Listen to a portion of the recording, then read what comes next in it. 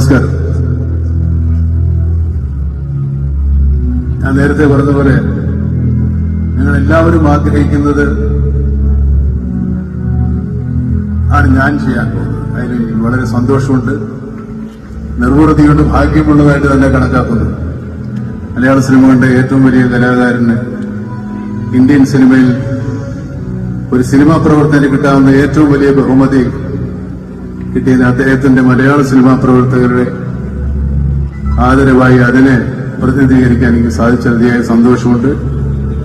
എന്റെ സുഹൃത്തും നമ്മുടെ എല്ലാം ലാലേട്ടനുമായ മോഹൻലാലിന് എന്റെ ഹൃദയം നിറഞ്ഞ അഭിനന്ദനങ്ങൾ, ആദരങ്ങൾ.